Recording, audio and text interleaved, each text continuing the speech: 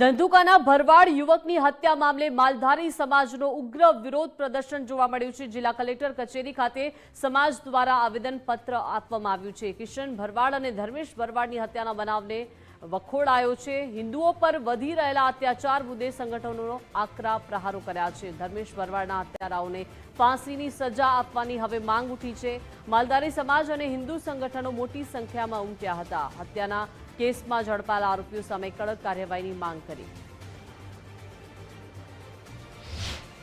ધંધુકામાં જે ઘટના ઘટી ઘટનાનો અમે વખોડી રહ્યા છીએ અને જે આરોપીઓની ધરપકડ થઈ છે તે આરોપીઓને તાત્કાલિક ફાંસીની સજા થાય તેમજ એમને કારાવાસની સજા થાય એવી અમે માંગ કરી રહ્યા છીએ। અને આજે આ ધંધુકામાં કિશન ભરવાડ સહિત આ ધર્મેશ ભરવાડની પણ આજે જે હત્યા થઈ છે, ટોટલ છેલ્લા 10 વર્ષમાં 6 થી 7મો બનાવ ઘટના બની છે। તેમજ અવારનવાર જે હુમલાઓ થઈ રહ્યા છે એને અમે વખોડી રહ્યા છીએ અને ગુજરાત સરકારને રજૂઆત કરી રહ્યા છીએ કે તાત્કાલિક આ લોકોને ફાંસીની સજા એવું થાય એવી અમારી માંગ છે। ધંધુકા મધ્યે જે હિન્દુ યુવકની હત્યા કરવામાં આવી છે એ આ 5મી વખત હિન્દુ યુવકની હત્યા થઈ રહી છે।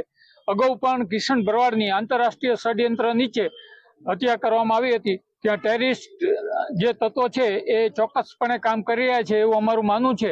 તો સમગ્ર ગુજરાતમાંથી હિન્દુ સમાજનો આક્રોશ છે।